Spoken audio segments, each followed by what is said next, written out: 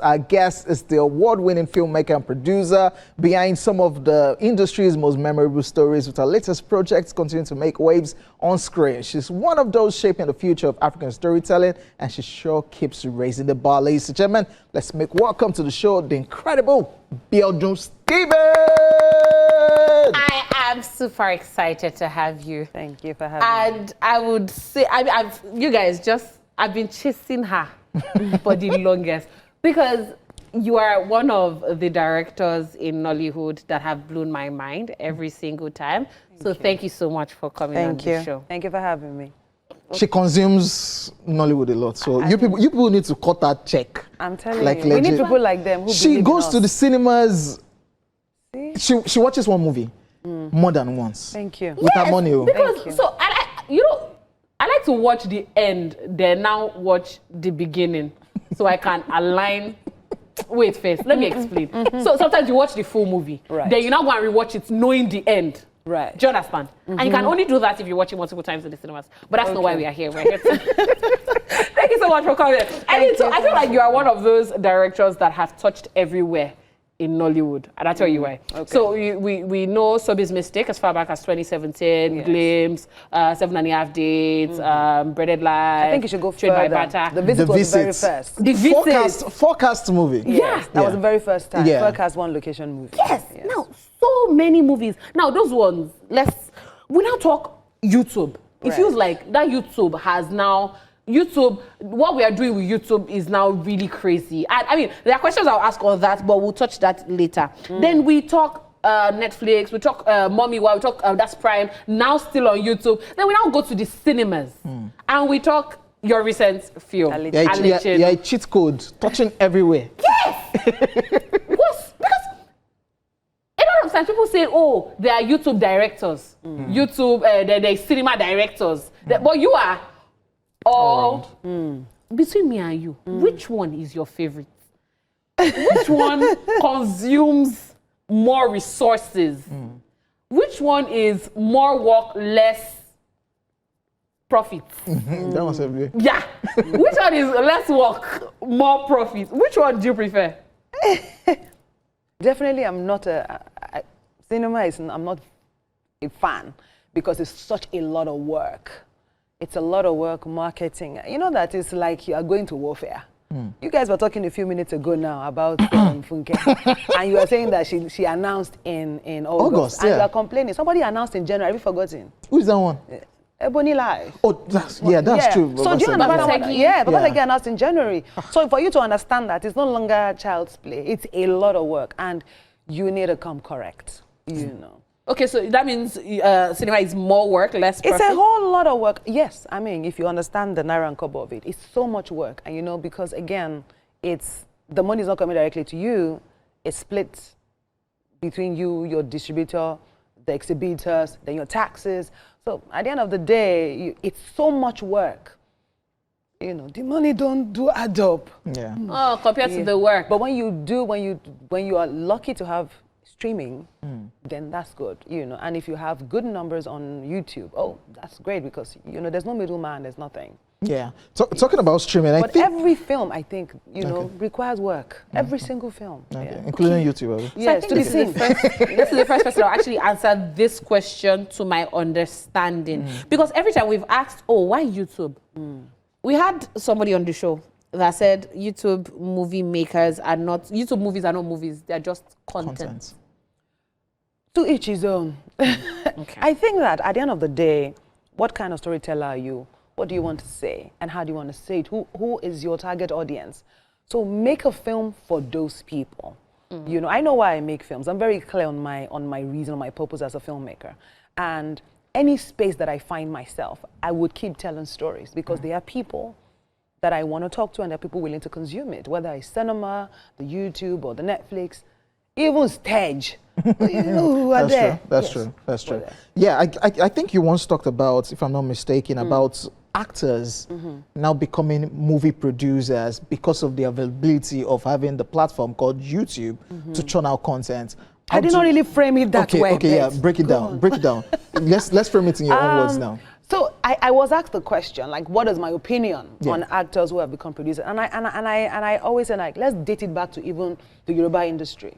You know, again, this industry is so competitive that getting your leg through the door is a lot of work. And sometimes you go through, I mean, from somebody who wanted to be an actor before I became what I am now, you know, going for auditions, I'd never been getting callbacks, right? Yes, yes, loads of auditions and never getting callbacks. So you can imagine what that does to your psyche. So I think that back in the with the Yoruba industry, they would, if you're an actor, you would look up for some money, you would make a film and make yourself the star. That way your talent is seen and that gets you through the door, you know, faster sometimes. And so with the rise of YouTube and producer and actors turning producers, to be honest, the firmament is big. Let's all fly. If you think that you want to own your channel, let nobody stop you. If you want to collaborate with somebody else, that's okay. I just think that the reasons has to be clear, you know. Okay. So, some of those people that told you no, now, do you get to see them or get to work with them now? Plenty. And how is the reception when they see you doing your thing and doing great? I'm from a school of thought that whoever is meant to be a part of your story, you wouldn't have to sweat it. They would do it. So they were never meant to be a part of my story. They were never meant to be a part of my come-up story. That's all. Okay. That's no issue. Okay. You know. Okay, so you said something that pricked my attention. Yeah. And you mentioned the why you do what you do. And I can pride myself to say that I have seen, if not all of your movies, most of them, especially the cinema movies. Why do you do movies the way you do them? And I'll give you an example. Hold on. No, let's not go to This Is Us. Let's go to Alecheno. Yeah. I saw Alecheno, yeah? And big ups on Alecheno, first of all. Well done on Alecheno. Thank you. Because there were so many departments in that movie that you didn't have to touch, but you touched. Because Alecheno did not have to be autistic. Yes, for that story to be told. Yes. And you did not at any point say Alecheno was autistic. It was just left to people watching to know that, Baba Yofibe, normal. Do you understand? Not to say people that are autistic are not normal. I mean, inclusivity and all of that. But yeah, why do you do such movies? This one that you just did, This Is Us. Yes. Sexual abuse by robbers and, you know, getting yourself back. These movies are very, very heavy. And they're very, not thought-provoking, they're very scary. Like, they're emotionally scary. Let me put it that way. Why do you do such movies? Because you know, I have radio background. I started off my career as a radio personality. So let's start from there. And I had a show called Whispers. And one of the primary aim of the show was to celebrate victors of really challenging life situations. And that's really where my voice as a filmmaker came. And I understand that life is not black and white. You know, a little yellow, a little red, a little green sometimes. But I think it's also important that because social media is so heavy and social media keeps shaping how we are thinking, I think that film has now become a very important tool in helping people to understand that not everything is divorce sometimes. Because the reason for, I don't know how to explain this. You know, when you see, when you see a husband and wife in the situation that you're like, why are you still there? Yeah. If you don't sit down with the wife to understand, on the face value, like, now, get away from the marriage. So I want people to understand that there is waiting there behind the cease. It do pass 7, 8, 9, 10 up to, you come on saying, I just think that I want people to really, really think, you know, and understand that life has different shades of gray and it's never black and white. And we need to prep ourselves for that and never just allow ourselves to be shaped by one motivational speaker somewhere. I got that. Now, you're one of those people that you're very vocal. Yes. How do you tend to deal with criticism? Because you say it as it is. The one that she even said women when they don't wear bra. When I cut that sub, I went to... Don't you at times look like, let me just free, I'm in the industry, let me just let it slide? How do you tend to function? I don't comment on everything. Okay. I'm very big on feedback. Okay. First, I think that the most important thing for me as a filmmaker, as a storyteller, is that there must be feedback every time I make a film. Good or bad? Good or bad. But I have also, you know, it's like when you want to pick beans, you will pick out the stones and throw. You cannot cook the stone and the beans together. So when I pick out the stone from the critique, I throw them away and focus on the one that is important to me. You know. Just so before we want to go check out Alecheno, but just to touch on this. Yeah. Have you ever done a movie that you did not like? Because again, like, see, I have enough money in Nollywood to tell you movies that I like and I don't like.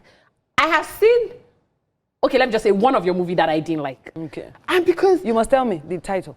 I'll tell you after. Okay. Funny thing, my friend is in the movie, but I didn't like it. Yeah, and it was really crazy for me because I have a Biodun Steven standard in my head. Yeah, that I don't even need to know the name or the people that are in it. Oh, Biodun Steven did this, I have to watch it. You, as the Biodun Steven, have you seen a movie of yours that you did not like the outcome? So, the yardstick for the outcome is very different. Look, at the end of the day, when I make films, I'm not making it for plenty people, I make it for one person. And this is like me being honest. My target audience is one person because I'm saying one person's truth. It would, of course, how do I say this thing now? It's a few people's truth, but you know, like, because I come from advertising, there's one person I'm talking to. So I make that thing for that one person. And so it's like when I make Joba, right? And one comment. No, let's use This Is Us. This Is Us is better. So when I made This Is Us, and there was a comment, I've done so many comments on this, but there's a comment that really, really struck me. And I thought that was the person I made the film for, who said, I'd been in a similar situation, but unfortunately, my sister passed on because she could not live with the aftermath. That is the person I made the film for. Do you understand what I'm saying? So it's for a lot of people, but I think that that person talking to me, I am rested in the fact that Moti win with that one, you know. I'll ask you who you made one particular film for, but I'll not ask you. All right, guys, we've been talking, and I saw Alechenu, and I absolutely loved Alechenu. So if you have not seen it, let's go check out Alechenu so you have a feel of what I'm talking about. Okay, welcome back to the show, guys. We're having conversations happening. I've got to go. Sorry, we didn't know that. Yeah, we just checked out Alechenu, and yeah, I'll just be dropping what me I've heard. Okay. You said you made a film. Boy comes to Lagos, and all of a sudden. No, you go spoiler. And okay, it just one way or the other met mysteriously. I had a problem with the end of Nadem. Okay. And I felt like the end of Alechenu was a bit too convenient. Yeah, it was. I don't want to drop spoilers. I don't want to see the end, but it was just convenient. Like it was like no now, like. So I think we were having a movie review conversation in the office with Dami and Co, and we had that conversation. Dami Dawson, yeah. And we had that conversation, which is another reason that led me to the question I asked. But then you now said at some point that as a director, you have to salvage some scripts. How often does that happen?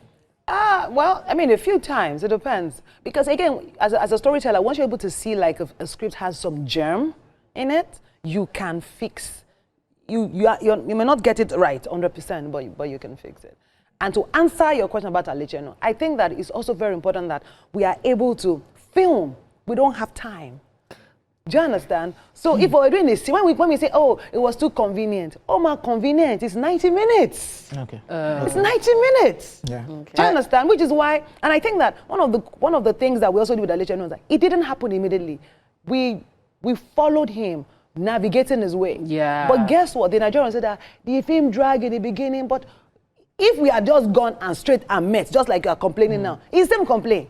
But we did all of that before it didn't just happen. Yeah. You know. Let's not go and watch it Go so and that we'll watch not it. tell you.